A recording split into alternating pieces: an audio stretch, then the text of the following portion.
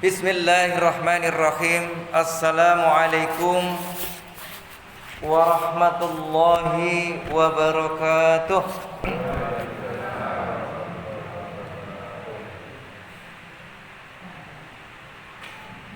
Alhamdulillah hamdan katsiran tayyiban mubarakan fih mubarakan alaih kama yuhibbu rabbuna wa yarda. Ashhadu an la ilaha illallah wahdahu la syarika lah wa ashhadu anna Muhammadan abduhu wa rasuluhu la nabiyya ba'dah. Allahumma salli wa sallim wa barik ala Muhammad wa ala alihi wa ashabihi wa man tabi'ahum bi ihsan ila yaumiddin, amma ba'd. Qala Allah Ta'ala fi kitabil karim, a'udzu billahi minasy syaithanir rajim. Ya ayyuhalladzina amanu taqullaha haqqa tuqatih wa la tamutunna illa wa antum muslimun. Bapak Ibu hadirin sekalian yang dirahmati Allah Subhanahu wa taala, alhamdulillah kita bersyukur kepada Allah Subhanahu wa taala atas segala karunia-Nya yang Allah limpahkan kepada kita semua, sehingga pada kesempatan yang berbahagia ini kita bisa melaksanakan salat maghrib dengan berjamaah, sekaligus bisa menghadiri majelis taklim, majelis ilmu yang merupakan riyadatul jannah, taman surga Allah yang berada di dunia. Semoga nanti Allah juga mengumpulkan kita semua di taman surganya, di riyadatul jannah yang sebenarnya di akhirat kelak. Amin, amin ya rabbal alamin. Salawat dan salam semoga senantiasa Allah limpahkan kepada uswah kita, qudwah kita, Rasulullah Muhammad sallallahu alaihi wasallam, keluarganya, para sahabatnya, para tabi'in, para tabi'in, dan juga kepada siapa saja yang senantiasa istiqomah dalam melaksanakan sunnah-sunnahnya. Mudah-mudahan kita diakui sebagai umatnya yang berhak menerima syafaat di yaumil qiyamah. Amin, amin ya rabbal alamin. Bapak Ibu hadirin sekalian yang dirahmati Allah, mohon maaf kemarin di minggu keempat karena ada kegiatan muswil di Ponorogo. Seharusnya dari pimpinan daerah Muhammadiyah Kabupaten Kediri yang berangkat itu hanya 4 ya, karena kami sudah muktamar kemarin. Nah, kemudian dari PJM tertentu masih kosong dan harus diisi, maka kewajiban dari PDM untuk masuk sebagai badal menjadi peserta muswil di Ponorogo. Mohon maaf karena tidak bisa hadir pada saat itu. Kemudian saya minta kepada teman-teman dari PJM keras untuk menyampaikan kepada Bapak Ibu sekalian di Masjid Babus Salam. Nah, Bapak Ibu hadirin sekalian yang dirahmati Allah Subhanahu wa taala, kita akan lanjutkan kajian beberapa waktu yang lalu. Sekarang ini pada episode yang kedua berkaitan dengan Kitab Thaharah. Yang lalu di bagian 1 kita sudah bahas kaitannya dengan bab izalatin najasat ya, bab menghilangkan najis, kemudian bagaimana keutamaan fadilah thaharah itu seperti apa, kemudian jenis-jenis thaharah dan seterusnya. Nah, pada pembahasan yang kedua ini kita akan mengkaji tentang kaifiatnya. Bagaimana kaifiyat ya, wudu yang dicontohkan oleh Rasulullah Shallallahu Alaihi Wasallam. Karena ini penting, karena wudu itu adalah merupakan syarat sahnya melaksanakan sholat. Ketika wudunya bermasalah, pasti sholatnya pun juga bermasalah. Nah, bagaimana kaifiat wudu yang diteladankan Rasulullah Shallallahu Alaihi Wasallam ini yang sudah menjadi putusan tarjih di putusan tarjih Muhammadiyah. Ini bisa kita lihat di HPT di jilid 1. Ya, di HPT jilid 1 di situ dijelaskan berkaitan dengan kaifiatul wudu. Nah, ini akan kita kaji. Silahkan nanti kita bandingkan. Dan enaknya ketika di Muhammadiyah yang menjadi putusan tarjih ini ada suatu yang dianggap lemah, maka itu bisa diadakan atau diberikan masukan, kemudian diadakan munas tarjih ini. Tetapi saat ini para pakar, para ahli ya di pusat, yakni di tarjih itu sekarang sudah banyak sekali. Nah, termasuk keterlibatan saat ini insyaallah Ustaz Adi Hidayat insyaallah mudah-mudahan memperkuat di majelis tarjih. Ini akan mengokohkan terkait dengan tarjih kita, putusan-putusan, sehingga ini bisa dilaksanakan, diamalkan oleh warga Perserikatan Muhammadiyah ini. Bapak Ibu hadirin sekalian yang dirahmati Allah, yang lalu saya sampaikan terkait dahsyatnya atau utamanya berwudu. Ya. Ternyata berwudu tidak hanya digunakan ketika kita akan melaksanakan sholat. Yang kadangkala pandangan umum berwudu itu ya digunakan sebelum kita akan melaksanakan sholat.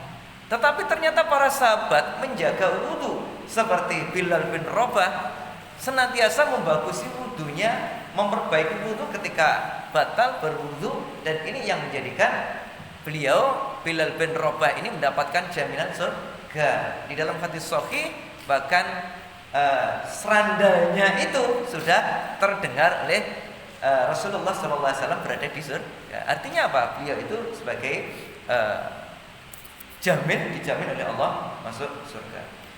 Kemudian juga ada amalan yang ini sesungguhnya amalan sunnah. Ya, para ulama mengatakan termasuk amalan mahjurah. Jadi adalah sunnah mahjurah, sunnah yang ditinggalkan oleh sebagian kaum muslimin adalah diantaranya adalah berwudu sebelum tidur. Nah, sampun nglampahi Pak ya, Bu. Jadi berwudu sebelum tidur ini menjadi sunnah yang kadang-kala diabaikan oleh sebagian kaum muslimin, dan begitu luar biasa kehebatan berwudu sebelum tidur.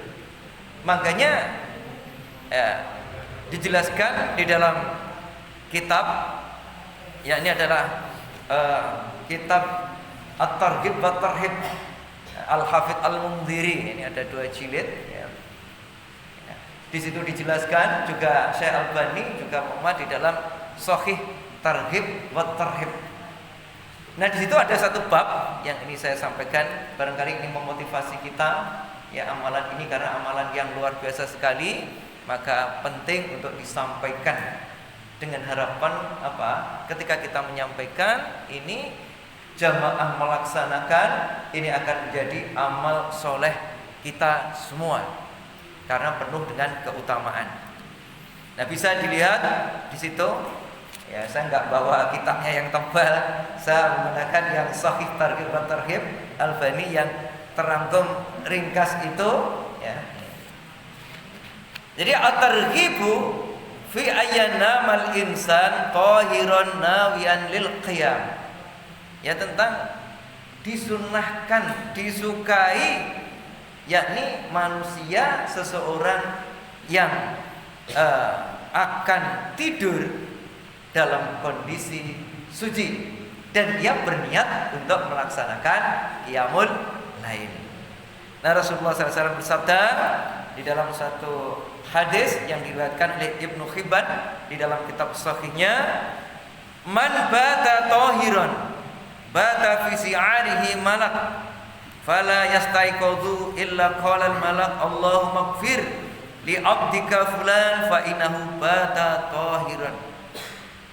Barang siapa yang tidur dalam keadaan dia itu suci, dalam keadaan dia berwudu, maka tidurnya itu adalah dibersamai oleh malaikat. Atau malaikat disitu diterangkan menjadi pakaiannya. Artinya malaikat itu memberikan suatu perlindungan, penjagaan ketika kita tidur dalam kondisi suci. Orang yang berbuat jahat, yang pengen dengan santet dan seterusnya, maka tidak akan mampu untuk bisa menembusnya. Ketika seseorang tidur dalam kondisi suci, berarti dia di bawah pengawasan, perlindungan malaikat ini. Ya. Kemudian fala yastaiqadhu ila qalal malak, dan tidaklah ketika ia bangun, di dalam hadis lain ketika ia membalikkan badannya. Jadi ketika kita tidur itu kan mesti membalikkan badannya, ya. Ila qalal malak, kecuali para malaikat akan mendoakan Allahumma ighfir li 'abdika fulan, ya Allah ampuni dosa-dosa si fulan ini, fa innahu bata tahiran, karena ia tidur dalam keadaan suci. Ya, jadi kita dijaga oleh malaikat. Kemudian ternyata malaikat mendoakan kepada orang yang tidur dalam keadaan suci. Di dalam hadis ketika mereka bangun, ya, bangun atau dia membalikkan badannya kemudian berdoa, pasti Allah akan mengabulkan permintaannya. Ini kedahsyatan fadilah seseorang yang tidur dalam kondisi suci, dalam kondisi berwudu. Ma'asyiral muslimin yang dirahmati Allah Subhanahu wa taala, kemudian di dalam sahih, di dalam riwayat Abu Dawud dijelaskan an Mu'adz bin Jabal radhiyallahu ani Nabi sallallahu alaihi wasallam qala. Jadi ini dari Mu'adz bin Jabal, sahabat Nabi yang pernah Rasulullah mengutus pertama kali ke Yaman dan diwanti-wanti nanti akan menghadapi ahli kitab. Yang pertama kali diserukan, hendaklah fal yakun awwalu ma tad'u, hendaklah pertama kali yang kau serukan adalah apa? Untuk mengucapkan atau bertauhid, ayyuhidullah, agar mereka semua mentauhidkan Allah. Ini adalah Mu'adz bin Jabal meriwayatkan hadis. Di dalam hadis yang di Abu Dawud, ma min muslimin yabitu tahiran fayata'aru minal lail fayas'alullah khairan min amrihi dunya wal akhirah ila a'tahu Allah iyyahu. Siapa yang tidur dalam keadaan suci, dalam keadaan berwudu, kemudian ia bangun dan di dalam bangunnya itu berdoa. Dalam bangunnya berdoa, wa yas'alullah khairan, dia berdoa memohon kepada Allah, yakni adalah dalam urusan min amri dunia wal akhirah, untuk urusan dunia dan akhirat, agar mendapatkan rezeki yang halal, kemudian agar diampuni dosa-dosanya. Yang jelas untuk urusan dunia dan urusan akhirat.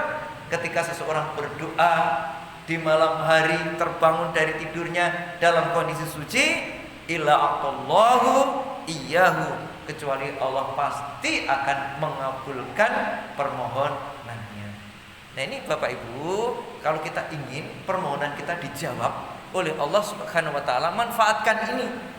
Kalau mau tidur berwudu dahulu.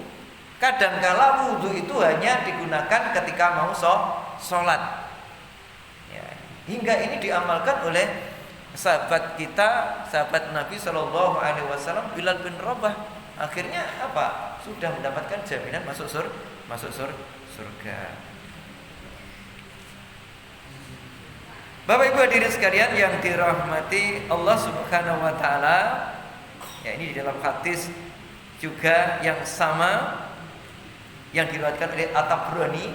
Jadi ketika bangun dia badannya itu berbalik, membalikkan badannya, kemudian lantas Setelah itu dia malaikat mendoakan agar dosa-dosa si fulan ini diampuni oleh Allah Subhanahu wa taala. Di dalam hadis sahih juga yang diriwayatkan oleh Malik, Abu Dawud, Nasai dengan sanadnya yang sahih, ini terdapat dalam sahih Targhib wa Tarhib. Ma min imra'in takunu lahu salatu bil lailin fayaglibu ilaiha naum ila kataballahu lahu ajran salatuhu wa kana naumuhu alaihi shadaqah. Ya. Tidaklah seseorang yang dia itu punya niatan sholat, pengen sholat malam, dia dalam kondisi sudah suci berwudu, tiba-tiba fayaglibu nu'as, ngantuk sekali, ya, ngantuk sekali sehingga tidak kuat, akhirnya dia tertidur. Tidur itu delala karena capek, kemudian tidak bisa melaksanakan qiyamul lail. Nah, tapi sudah niat dia tidur dalam kondisi suci, saya nanti malam hari pengen melaksanakan qiyamul lail, karena kecapean sehingga bablas tidur terus. Ila kataballahu lahu ajran salatuhu, ya, kecuali Allah akan mencatat baginya pahala, ya, sebagaimana ia melaksanakan sholat malam. Wa kana naumuhu alaihi shadaqah. Dan tidurnya itu adalah merupakan sedekah yang Allah berikan kepadanya. Jadi sudah mendapatkan sedekah tidur itu, tidurnya itu sama dengan dia melaksanakan sholat malam. Ini kan luar biasa. Ini diantaranya faidah ketika kita berwudu sebelum tidur. Belum lagi yang namanya gangguan-gangguan, ya, dari unsur-unsur orang yang gak senang menggunakan jasa dukun, menggunakan guna-guna, menggunakan perantaraan jin untuk berbuat yang tidak baik. Insya Allah ketika kita dalam kondisi suci, maka akan terbebas, dilindungi oleh Allah Subhanahu wa ta'ala. Nah, kita lanjutkan ke kaifiyatul wudu. Bagaimana menurut putusan tarjih? Ya, putusan tarjih monggo bisa dilihat di dalam HPT jilid 1. Nah, kemudian saya merangkumnya, ya. Jadi setelah ada penjelasan, kemudian diikuti langsung di bawahnya dalil-dalil yang ada. Kaifiyatul wudu, tentang bagaimana cara berwudu yang diajarkan oleh Rasulullah sallallahu alaihi wasallam. Idza tawadda'ta faqul bismillahirrahmanirrahim. Apabila kalian akan berwudu, maka ucapkan bismillahirrahmanirrahim. Jadi kadangkala ucapan bismillahirrahmanirrahim, karena di hadis itu dengan menggunakan tawaddu'u bismillah, berwudulah dengan nama Allah, yang sifatnya nama Allah ini adalah dengan bismillah. Lantas difahami yang sempit oleh kelompok tertentu. Kalau berwudu itu ucapannya bismillah, jangan bismillahirrahmanirrahim. Itu wawasan yang sangat sempit sekali. Syekh Imam Ibnu Taimiyah, beliau menjelaskan terkait dengan makan pun seseorang yang akan makan hendaklah mengucapkan bismillah. Bukan berarti tasmiyah itu bismillah saja, akan tetapi ketika diucapkan dengan sempurna itu lebih utama. Kan di dalam Al-Qur'an dengan lafaz ada tambahan sifatnya bismillahirrahmanirrahim. Sehingga paling pendek silahkan mengucapkan bismillah, kalau ingin sempurna lebih akmal, kata Syekh Ibnu Taimiyah, ya, mengatakan agar mengucapkan bismillahirrahmanirrahim. Jadi ada sifat Allah itu disifati dengan Ar-Rahman dan Ar-Rahim. Demikian juga Imam An-Nawawi juga menjelaskan seperti itu. Ya, ini yang kadang-kala kita sayangkan kita sayangkan ada orang yang sebentar-bentar mengatakan bid'ah, padahal muni bismillahirrahmanirrahim dikatakan apa Pak? Bid'ah. Loh, di lafal tekstualnya kan bismillah. Tasmiyah itu kalau kita bongkar di hadis-hadis dengan mengumpulkan hadis yang ada, ya, jadi kita akan menemukan lafaz yang sifatnya dengan kalimat yang pendek dan juga kalimat panjang, dan ini boleh dan tidak perlu sekali dipermasalahkan. Masih banyak yang lain yang penting untuk kita bicarakan, ya, daripada hal-hal yang kecil, ya, ini untuk diperselisihkan. Semua itu benar, semua itu benar. Masa mengatakan bismillahirrahmanirrahim ketika mau makan dikatakan bid'ah, ketika mau wudu mengucapkan bismillahirrahmanirrahim dikatakan bid'ah. Nah, ini adalah berlebihan. Guluf di dalam agama itu memang tidak boleh berlebihan di dalam agama. Wa daliluhu, dan dalilnya terkait ini, wa an Sabitin wa Qatadah an Anasin qala. Ini hadis dari Sabit dan Qatadah yang berasal dari Anas bin Malik. Berkata Anas bin Malik, ya, talaba ba'du ashabin Nabi sallallahu alaihi wasallam wudu'an. Ya. Jadi sebagian sahabat Nabi sallallahu alaihi wasallam mencari air wudu. Ya. Ini beda lah antara wudu'an. Kalau wudu'an itu alat untuk bersuci, ya, air untuk berwudu. Beda dengan wudu. Kalau wudu itu adalah kaitannya dengan cara untuk berwudu, kita melaksanakan aktivitas berwudu. Jadi ketika dibaca fathah itu berarti yang dimaksud itu alatnya, tetapi ketika dhamma yang dimaksud itu adalah wudunya, ya, cara berwudu. Jadi sebagian sahabat Nabi mencari air.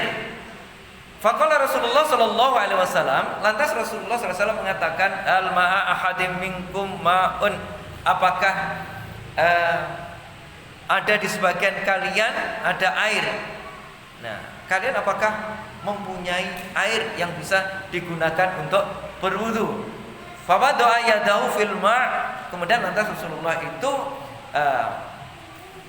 meletakkan tangannya di air, wa yaqul, kemudian sambil Rasulullah mengatakan, ya, kepada para sahabat, tawadhu bismillah, maka berwudulah dengan ismillah, dengan nama Allah. Dengan nama Allah, bismillah yang sempurna, bismillahirrahmanirrahim. Fara'aitul ma'u yakhruju min baini asabi. Kemudian aku melihat air yang keluar dari celah-celah jari jemari Rasulullah SAW, ya, kata tawadhu min indi akhirihim, sampai-sampai para sahabat yang lain, ya, yang lain jumlahnya 70 itu, dia bisa berwudu ketika Rasulullah SAW beliau itu meletakkan tangannya yakni di air, kemudian dari tangannya itu adalah keluar dari celah-celah jari jemarinya keluar air, dan itu digunakan berwudu oleh para sahabat Nabi Shallallahu Alaihi Wasallam dalam jumlah yang banyak. Nah, ini berarti apa? Mukjizat Nabi Muhammad Shallallahu Alaihi Wasallam yang diberikan oleh Allah Subhanahu Wa Taala. Ya, kita yakini, kita percayai, karena ini adalah memang informasi yang benar berdasarkan hadis yang sahih. Ini. Qala Sabit, berkata Sabit, qultu li Anas, aku tanya kepada Anas. Jadi Sabit ini bertanya kepada Anas, kam turahum, ya, berapa yang kamu lihat orang-orang yang mereka berwudu dengan air yang keluar dari celah-celah jari Rasulullah Sallallahu Alaihi Wasallam? Qala nahwan min sab'ina, ya, kurang lebih ada 70 sahabat. Jadi 70 sahabat berwudu dengan menggunakan air. Tadi tatkala itu air mungkin agak sulit, ya, sulit. Kemudian hanya ada air sedikit yang dimiliki oleh para sahabat. Lantas Rasulullah masukkan tangannya ke dalam air, dari situ masa keluarlah keluarlah yang namanya air dari celah-celah jari Rasulullah SAW yang digunakan oleh sekitar 70 sahabat untuk berwudu. Ini. Jadi di dalam hadis ini yang pertama ini menjelaskan idza tawadda'ta faqul, maka ucapkan dengan bismillahirrahmanirrahim. Wali hadisin kullu amri dzibalin la yubda' fihi bismillahirrahmanirrahim aqta. Ya. Ini dari Abu Hurairah. Dan menurut hadis ini segala perkara tidak berguna, tidak bermanfaat yang tidak dimulai dengan bismillahirrahmanirrahim, maka itu tidak sempurna. Ini bisa kita lihat di dalam Sahih Nasa'i, ya, Sahih Nasa'i. Kemudian sanadnya ini adalah sahih di dalam bab tasmiyah indal wudu. Ya, indal wudu. Ini nomor hadisnya adalah 78. Kemudian juga ada di dalam Sunan Nasa'i kitab Thaharah bab tasmiyah, ya, bab mengucapkan tasmiyah, ya, yakni adalah nama Allah indal wudu, tatkala berwudu. Dan ini ada referensi di dalam hadis-hadis yang memperkuat tentang ini. Kemudian yang kedua, mukhlishan niyataka lillah. Hendaklah meniatkan di dalam berwudu itu, hendaklah meniatkan ikhlas karena Allah Ta'ala. Ya, ini. Daliluhu an Umar bin Al-Khattab qala, hadis berasal dari Umar bin Khattab.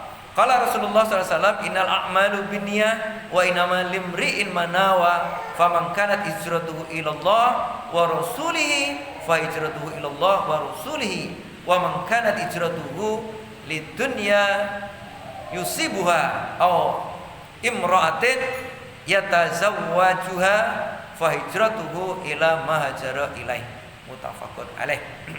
Ini ada di dalam satu hadis di Bukhari, itu di awal jilid 1. Ini di bab awal Kitabul Wahyu, ya. Ini ada di situ. Nah, Rasulullah bersabda, hanya saja amalan itu hendaklah diikuti dengan niat. Tergantung pada niatnya, dan sesungguhnya ia akan mendapatkan sesuatu yang diniatkan. Barang siapa yang hijrahnya karena Allah dan Rasulnya, maka hijrahnya untuk Allah dan Rasulnya. Dan siapa yang hijrahnya untuk memperoleh dunia atau seorang wanita yang ia ingin nikahi, maka hijrahnya sesuai dengan apa yang diniatkan. Maka ya dapatnya ya wanita yang ingin dinikahi, tidak mendapatkan pahala. Kalau tujuannya hijrah itu karena untuk cari kerja di Madinah, ya dapatnya hanya itu saja, hanya untuk urusan dunia. Tetapi ketika hijrahnya diniatkan karena Allah, karena dan Rasulnya, ini maka dia akan mendapatkan pahala dari Allah Subhanahu wa Ta'ala. Jadi ini yang diperintahkan agar kita meniatkan dengan ikhlas. Apakah harus itu bitalafudin niat? Jadi Rasulullah tidak pernah mengajarkan talafut niat terkait dengan sholat, dengan wudu. Monggo panjenengan cari di kitab apapun juga, tidak kita ketemukan. Bahkan Ibnu Qayyim Al-Jauziyah di dalam kitabnya Zadul Ma'ad ini masuk pada 10 kebid'ahan ketika seseorang akan sholat dia mentalafutkan niat. Jadi saya tidak menyalahkan yang mungkin mentalafutkan ini, hanya saja Rasulullah memang tidak. Para sahabat tidak ada yang melakukan. Ya, niat itu ya, niat itu harus kita pasang di dalam hati kita. Tapi Rasulullah tidak pernah mengajarkan dengan talafut, dengan mengucapkannya. Ya, jadi sesungguhnya Bismillah itu adalah juga merupakan suatu niat bahwa kita melakukan niat ingin melakukan wudu. Kalau kita lihat banyak buku-buku yang beredar terkait dengan wudu misalkan, itu kan doanya banyak sekali, ya, doanya banyak sekali. Tidak hanya di awal, tetapi di bagian mulai membasuh muka, berkumur, ketika berkumur menghisap air ke hidung, itu doanya ada sendiri. Kemudian ketika membasuh muka juga ada sendiri. Dan ini kadang-kala di masyarakat tertentu ada seperti itu. Nah, kemudian dalilnya itu dari mana? Nah, ini kadang-kala ada di buku-buku di pasaran, buku-buku kecil itu ya, yang mereka seringkali mereka menisbahkan karya daripada Imam Al-Ghazali, kadang-kala seperti itu. Ya sudahlah, biarlah mereka itu, tetapi yang penting kita mengikuti apa yang ditunjukkan, diteladankan oleh Rasulullah Shallallahu Alaihi Wasallam. Ini yang mestinya harus kita ikuti. Kemudian berikutnya waksil kafaika salasan. Hendaklah engkau membasuh telapak tanganmu 3 kali. Jadi memang sunnahnya itu 3 kali, tetapi Rasulullah pun juga pernah 1 kali, pernah 2 kali. Kalau kita lihat di dalam kitab Bukhari itu, ya, ini memang sunnahnya seperti itu 3 kali. Tetapi sesungguhnya kita harus bisa untuk kapan kita mengambil sunnah itu, ketika dalam kondisi air itu melimpah, silahkan. Itulah bukan sunnah. Tetapi ketika air itu sedikit, apalagi jamaahnya menanti, ya, agar tidak habis airnya, semua biar cukup, maka ya hendaklah cukup 1 kali, yang penting rata. Ketika air seperti ini yang melimpah, maka gunakan, sunnahnya adalah melakukan 3 kali. Wa daliluhu, dalilnya, wa an Qumran maula Utsman, dari Qumran maula Utsman, anahu ra'a Utsman ibnu Affan, sungguhnya Qumran ini melihat Utsman bin Affan, ya.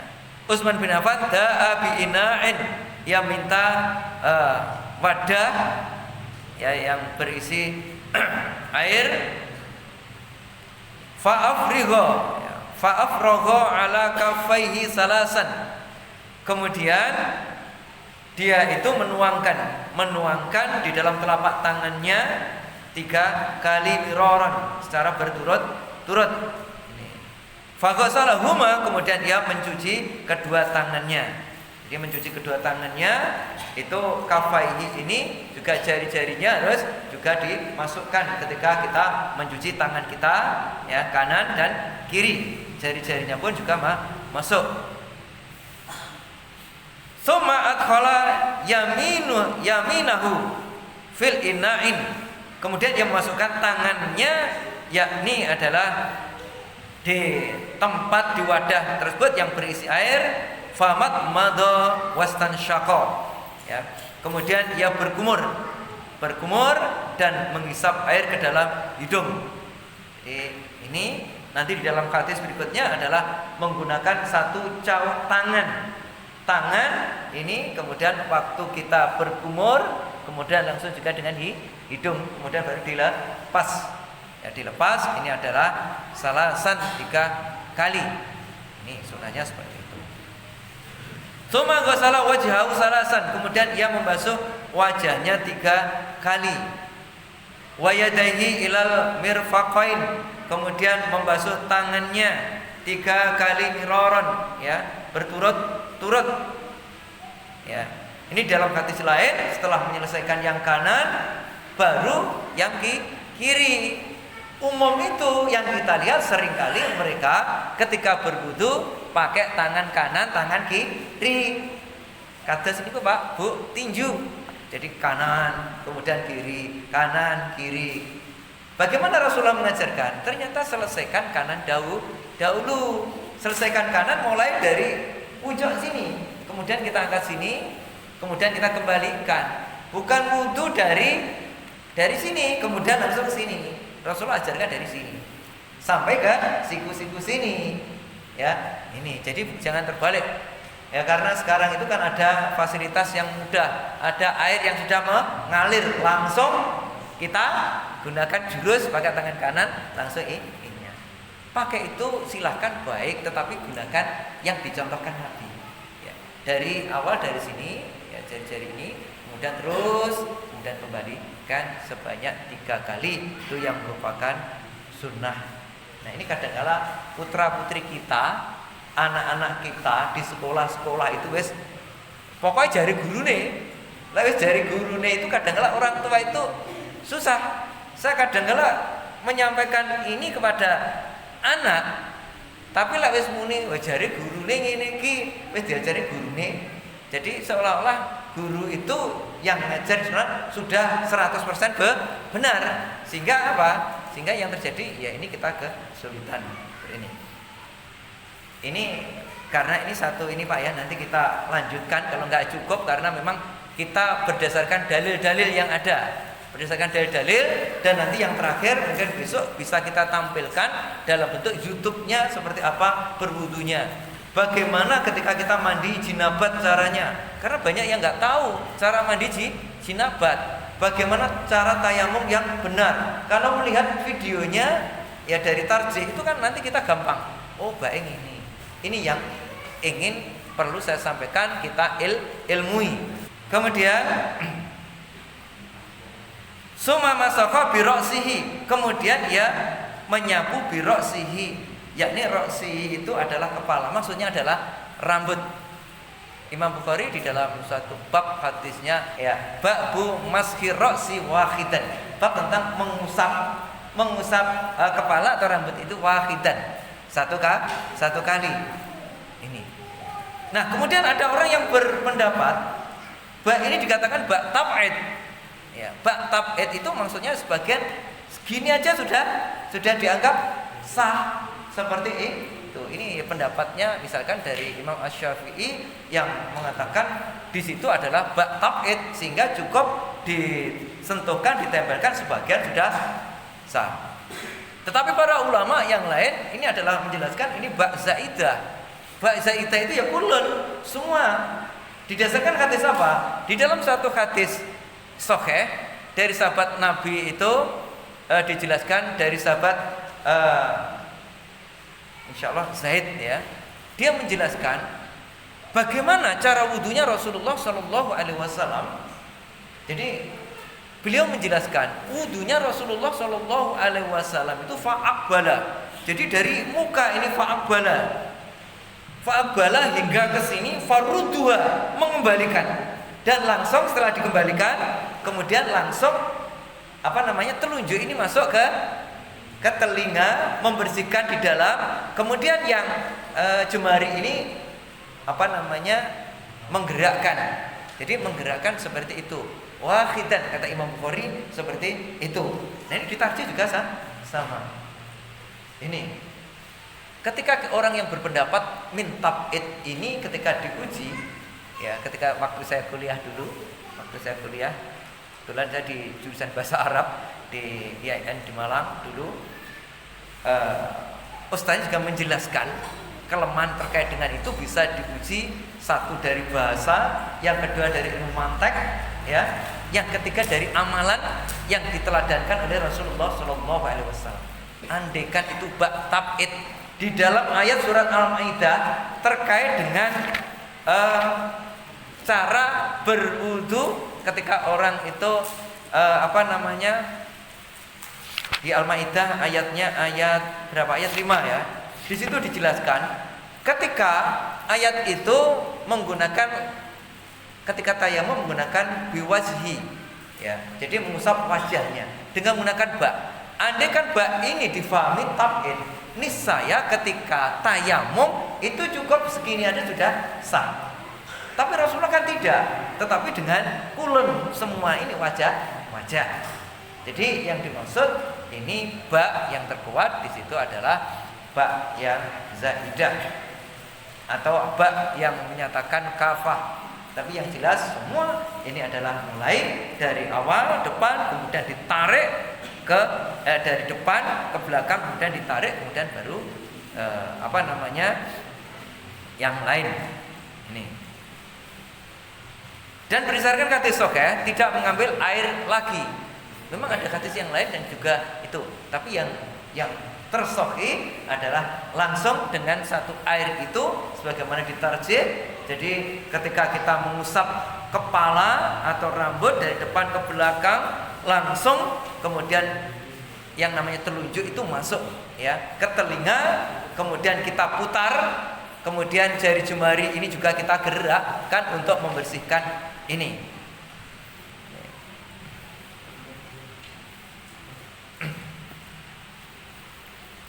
Suma ghasala rijlaihi salasan, kemudian kaki 3 kali miroron, ya mirorin, yakni secara berturut-turut ilal ka'bain sampai kedua mata kaki. Suma qala, kemudian mengatakan qala Rasulullah sallallahu alaihi wasallam, man tawaddo'an nahwa wudu'i, barang siapa yang berwudu sebagaimana wuduku hadza, seperti ini. Suma sholat rakaatain, kemudian sholat 2 rakaat. Siapa yang wudu seperti wuduku, seperti bagaimana wudunya Nabi, kemudian la yuhaddatsu fihima nafsahu, kemudian dia tidak berbicara antara wudu dan antara sholat 2 rakaat. Sholat 2 rakaat ini adalah bisa jadi sholat ketika sulhul wudu atau sholat tahiyatul masjid. Ketika tidak berbicara, maka apa? Ketika tidak berbicara seperti itu, ghufira lahu ma taqaddama min dzambi, maka Allah akan ampuni dosa-dosanya. Muttafaqun alaih wa lafdzu al-Bukhari. Hadis ini ada kesepakatan Imam Bukhari dan Imam Muslim, lafadznya ini di Bukhari. Jadi ketika kita wudu masuk seperti ini melaksanakan sholat, ya di antara keduanya ini, selama kita itu enggak ngomong-ngomong, ini akan menjadikan dosa-dosa kita dilebur oleh Allah Subhanahu wa taala. Kemudian di dalam bab yang lain, ketika seseorang berwudu kemudian dia melaksanakan sholat, menunggu masa sholat berikutnya, maksudnya sholat tahiyatul masjid, menunggu sholat jamaah ditegakkan, maka apa? Maka para malaikat hadir situ memintakan ampun kepada orang-orang tersebut. Allah maghfir, ya Allah ampunilah dosa si fulan ini. Kemudian Allahumma tub alaih, ya Allah ampuni dosa-dosa, ampuni tobatnya si fulan ini. Allahumma arhamhu, ya Allah rahmati. Jadi ini luar biasa. Lek panjenengan berwudu, kemudian gak usah ngomong biar dosa-dosa kita diampuni. Kemudian setelah sholat sunat itu gak usah ngobrol, tetapi untuk zikir dan lainnya sampai sholat jamaah ditegakkan. Malaikat akan memintakan Allah agar orang itu mendapatkan berkah, orang itu agar diampuni oleh Allah dan tobatnya diterima. Kalau yang mendoakan malaikat kinten-kinten ditampi apa badan? Insya Allah kalau malaikat yang mendoakan ini adalah diijabai oleh Allah. Ya, kadangkala digunakan ya di komunitas tertentu itu kan untuk untuk pujian. Untuk pujian kadangkala malah mengganggu yang sholat. Ya sudahlah, itu urusan mereka. Nih. Bapak Ibu hadirin sekalian yang dirahmati Allah Subhanahu wa taala. Jadi kalau di dalam tarjih itu satu, misalkan pernyataan mukhlisan niyataka atau waksil kafaika salasan, kemudian dalil, sehingga harapannya ketika kita melakukan ibadah itu kita tumakninah, tenang, karena berdasarkan sumber yang sahih, yang kuat, ya sahih ya kuat, yang bisa dipertanggungjawabkan. Istinbat hukumnya, istihadnya bukan secara sendiri, tetapi istihadnya adalah secara berjamaah dari pakar-pakar ahlinya hadis, ya, dari pakar-pakar fikih, usul fikih dan seterusnya, yang mereka punya kapasitas ya di dalam ketarjian ini, yang menyelesaikan persoalan-persoalan di putusan tarjih ini, sehingga kita hanya ngikuti, ya. Tapi ngikuti kita di Muhammadiyah itu adalah dengan dalil, bukan taklid. Kalau taklid itu apa jari kiai ya sudah, tanpa tanya dalil. Kalau di Muhammadiyah kritis, dalilnya nggak kuat ya ya protes, kita menyampaikan kok seperti ini, ya ini penting sekali, ya. Bapak Ibu hadirin sekalian yang dirahmati Allah Subhanahu wa taala, Kemudian dalil berikutnya ini dari Kamron Maula Utsman. Ini sama. Hadis-hadisnya ini di dalam riwayat Muslim karena hampir sama saya lewati. Kemudian yang keempat, wastanna bil araqi au nahwiha. Hendaklah disunahkan, hendaklah mereka menggosok gigi atau yang semisalnya dengan kain araq. Kalau ditarjih ini adalah merupakan sunnah. Jadi sebelum wudu itu adalah menggunakan kayu araq atau dengan sekarang itu lebih gampang pakai sikat gigi. Itu adalah sunnah. Dalilnya mana? Dalilnya di dalam kitab Sahih yang diriwayatkan oleh Imam Malik, Ahmad, Nasa'i wa sahahahu. Laula an asuqa ala ummati la amartuhum bisiwak ma'a kulli wudu'in. Andaikan tidak memberatkan umatku, niscaya akan aku perintahkan untuk gosok gigi sebelum mereka berwudu. Ini kira-kira bisa dihitung ya, ingkang melaksanakan sunnah ini ya, sunnah ini. Tetapi nanti di video tentang dari tarjih itu ada. Jadi dengan menggunakan sikat gigi atau dengan araq ketika berwudu, karena ini memang sunnah Rasulullah Shallallahu Alaihi Wasallam dan hadisnya banyak sekali, hadisnya sangat banyak sekali. Ya. Kemudian hadis yang kedua, wa Nabi Hurairah anna Rasulullah Sallallahu Alaihi Wasallam qala laula an asuqa ala ummati la amartuhum bisiwak inda kulli sholatin. Yang di dua ini adalah di sholat. Jadi ternyata di dalam wudu ada, di dalam sholat ada, bahkan di dalam kitab Sahih Fiqhus Sunnah wa adilatuhu wa tawdihu madzahibil a'imah yang ditulis oleh Syekh Abu Malik Kamal ya. Ini juga menjelaskan. Jadi sunnah-sunnah bersiwak itu kapan saja, termasuk akan kita ketika bepergian masuk ya menjumpai keluarga istrinya misalnya suami, itu ada disunahkan juga untuk bersiwak. Ternyata banyak seperti itu. Mau wudu juga disunahkan. Inilah yang oleh para ulama dikatakan termasuk sunnatul mahjurah, sunnah yang kadang-kadang diabaikan. Meskipun itu tidak wajib, tapi lebih utama lek iso ya dilakoni. Umpama tidak ya jane ora dosa. Kalau kita ya. Bapak Ibu hadirin sekalian yang dirahmati Allah Subhanahu wa taala. Ini juga Imam Malik, Imam Asy-Syafi'i juga menjelaskan di dalam kitab Jami' Shaghir itu masuk juga yang diriwayatkan Tabrani sama lafadznya ini laula an asuqa ala ummati la amartuhum bisiwak ma'a kulli wudu'in. Dan ini hadis-hadis bahwa sunnahnya ketika kita mau berwudu adalah dengan cara bersiwak. Kenapa? Di dalam hadis sahih juga dijelaskan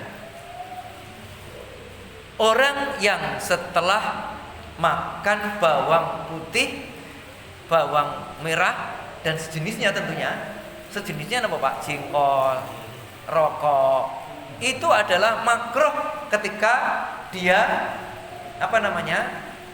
makruh ketika akan sholat tidak bersiwak. Hendaklah ia bersiwak, disunahkan untuk bersiwak. Karena ini nanti ya masuk akal, karena akan mengganggu. Saya kira panjenengan sholat, sampingnya misalkan baru merokok, meskipun itu wudu, kinten-kinten tasik badan, mesti baunya tasik wonten nggih. Termasuk ketika kita makan jengkol, kalau di dalam hadis itu adalah bawang putih atau bawang merah, itu baunya memang nyengat, maka kata Rasulullah SAW adalah hendaklah mereka berwudu. Di dalam hadis sahih karena malaikat itu adalah enggak senang dengan mereka yang ketika setelah makan bawang putih ya mereka melaksanakan sholat berwudu tanpa bersiwak, hendaklah bersiwak dahulu. Ini adalah amalan-amal yang diteladankan oleh Rasulullah Shallallahu Alaihi Wasallam. Nah, ini sudah isya kurang 5 menit. Monggo kita buka tanya jawab saja. Ini masih di 4 ya, karena kita pengen apa yang kita kerjakan itu memang betul-betul itu yang diteladankan oleh Rasulullah SAW, maka kita step by step, tidak perlu berburu-buru. Yang penting dalilnya kita masuk dalil sahih. Niki wonten Bapak Ibu ingkang badhe nyuwun pirsa atau mungkin memberikan masukan. Nggih monggo. Nggih.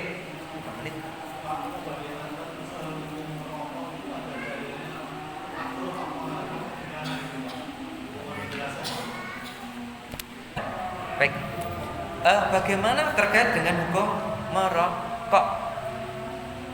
Di putusan tarjih itu bahwa merokok itu diharamkan. Karena istimbat hukum di dalam tarjih itu setidak-tidak minimal ada 3 dalam beristimbat hukum. 1 dengan bayani, yang kedua dengan burhani, yang ketiga dengan irfani. Jadi ketika bayani itu berdasarkan teks-teks di dalam Al-Quran, di dalam hadis Nabi yang sahih. Kemudian kalau burhani itu ya menggunakan, yakni adalah ilmu pengetahuan dan teknologi, ilmu ekonomi dan ilmu-ilmu seperangkat ilmu yang lain dalam rangka mengokohkan dari istimbat hukum tersebut. Nah, ternyata merokok di dalam dasar-dasar hadisnya itu ya, di dalam Al-Quran sendiri kita kan dilarang, janganlah kamu membunuh dirimu sendiri dengan pelan-pelan. Nah, rokok itu kira-kira kalau dalam kacamata kesehatan, yang ini burhaninya ternyata itu tidak baik. Banyak orang yang merokok ya, yang aktif sekali, ternyata juga ini mengganggu kesehatan, bisa jantung, paru-paru. Kemudian bahkan sekarang ini kan ketika di label rokok ini kan mantan tulisan nggih, itu bahwa rokok itu bisa napa? Ya, serangan penyakit jantung, penyakit paru-paru, kemudian termasuk juga penyakit yang lain. Yang ini akan membahayakan banyak yang korban ini. Karena hal inilah maka ini penting untuk kita tinggalkan. Termasuk dalam ilmu ekonomi, ya, hiburannya juga dalam ilmu ekonomi itu kan termasuk buang-buang uang. Nah, orang yang buang-buang uang seperti itu ada dikatakan dalam Al-Quran sesuatu yang mubadir. Mubadir itu adalah ikhwanu saya temannya setan. Ini silahkan dilihat di dalam fatwa tarjih. Itu dijelaskan, diungkapkan seperti itu. Jadi Muhammadiyah berdasarkan kajiannya yang mendalam, ya, mereka memutuskan bahwasanya merokok itu adalah haram. Ini berdasarkan putusan atau fatwa tarjih Muhammadiyah. Kemarin sudah saya jelaskan apa bedanya putusan tarjih dengan fatwa tarjih. Kalau putusan tarjih itu sudah mengikat bagi warga perserikatan untuk melakukan. Tetapi kalau di fatwa tarjih ini adalah tidak mengikat.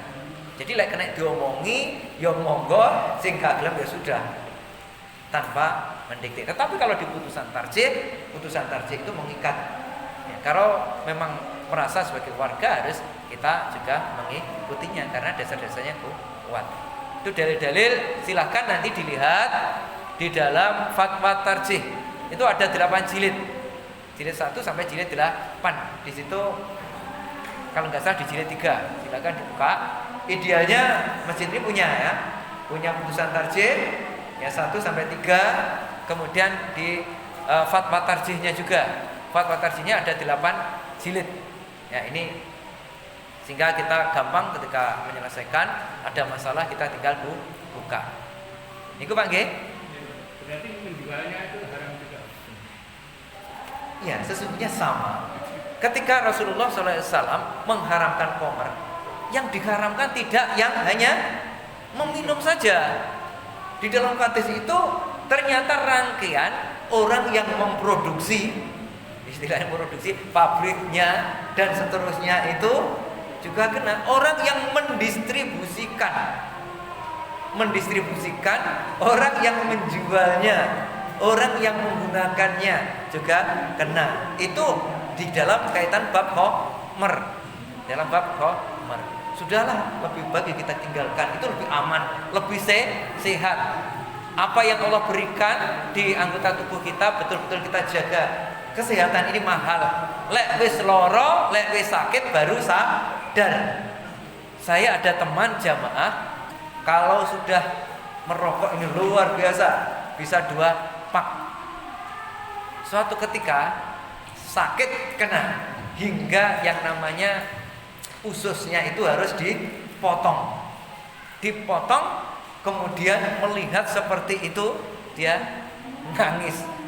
Akhirnya tobat, wis kapok encit istilahnya. Saya tidak bakal lagi ulangi ini. Dan semenjak itu dia ninggalkan. Padahal dulu kuat, kemudian setelah itu kan biasanya diikuti apa? Kopi. Nah itu kemudian setelah kejadian sakit baru sadar. Jangan sampai kita kejadian sakit sadari kayak keri.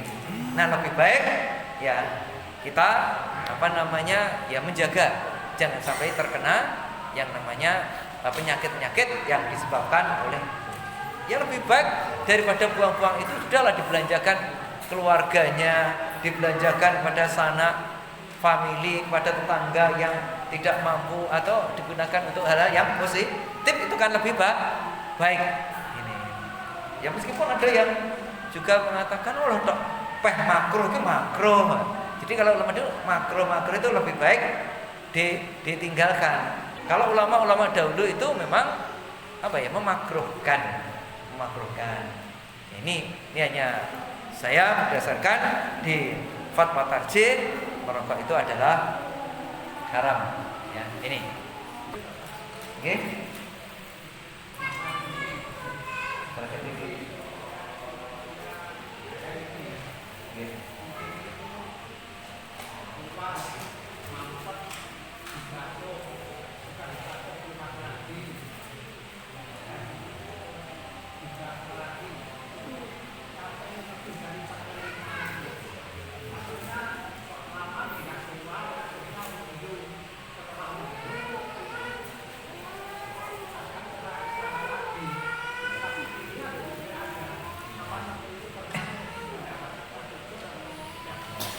Ya. Jadi memang ada yang sarisul bol di dalam kajian fikih itu. Sarisul bol orang yang beser. Bagaimana beser seperti itu ketika sholat? Wis wudu, sudah selesai wudu, tiba-tiba keluar. Boleh lagi seperti itu dan seterusnya sampai hingga waktu mau sholat kita sudah suci, mau sholat tiba-tiba keluar tanpa terasa. Dalam hal ini maka itu dimakruhkan oleh Allah. Jadi bagi mereka yang mengalami seperti itu, syarat sahnya sholat itu kan berwudu, suci dari najis. Itu bagi yang qadirun, bagi yang mampu. Bagi yang tidak mampu karena salisul bol tadi, ya seperti orang yang beser seperti itu, maka setelah ia berupaya membersihkan sesuai dengan kemampuannya, kemudian sudahlah dia tetap laksanakan sholat. Adapun yang keluar dari itu anggap tidak ada, karena insya Allah itu akan sah dalam kondisi seperti itu, dimakruhkan oleh Allah Subhanahu Wa Taala. Ini sudah menjadi kajian bagi ulama-ulama fikih terkait dengan itu. Tetapi kadang kala yang memang itu enggak terkena salisul bol, tetapi memang pasang yang namanya khinzib itu memasang jeratan-jeratan keraguan-raguan kepada kita. Tujuannya apa? Targetnya itu seolah-olah ketika wudhu itu batal. Ketika mereka melaksanakan sholat seolah-olah dia itu ada sesuatu yang batal. Makanya dalam hadis sahih ketika nanti berangkat sholat, kadangkala itu yang namanya perut itu seolah-olah seperti kentut. Ya. Ini adalah permainan daripada khinzib. Di dalam hadis yang sahih dikatakan, ketika kita sholat itu, maka yang namanya khinzib itu mengipas-ngipasi yang namanya dubur dikipasi. kemudian dimunculkan di dalam pikirannya, kamu itu sudah batal, kamu sudah batal, kamu sudah batal. Targetnya apa? Sak itu adalah bendang metu dan itu neh ulah lagi. Kalau ada seperti itu, maka perintah Rasulullah adalah agar berlindung pada Allah dengan kemudian itu meludah 3 kali ke arah kiri. Setan akan lari. Jadi seringkali ini digoda. Apalagi kalau sholat sendiri, malah bisa-bisa sholat duhur bisa 5 atau 6 jamaah saja kadang kala gitu ya. Sampun Pak nggih? Cekap. Pun nggih. Demikian Bapak Ibu hadirin sekalian yang dirahmati Allah, kajian kita pada hari ini. Nanti kita lanjutkan masih di dalam kaifiyatul wudu. Ya, nanti mudah-mudahan besok bisa kita akan di videonya sehingga kita yakin ya terkait dengan apa yang kita amalkan itu memang sesuai dengan yang diteladankan oleh Nabi dari utusan tarjih Muhammadiyah. Nasrun minallah wa fathun qarib wa basyiril mu'minin. Subhanakallahumma wa bihamdika asyhadu an la ilaha illa anta astaghfiruka wa atubu ilaik. Walhamdulillahirabbil alamin. Assalamualaikum warahmatullahi wabarakatuh.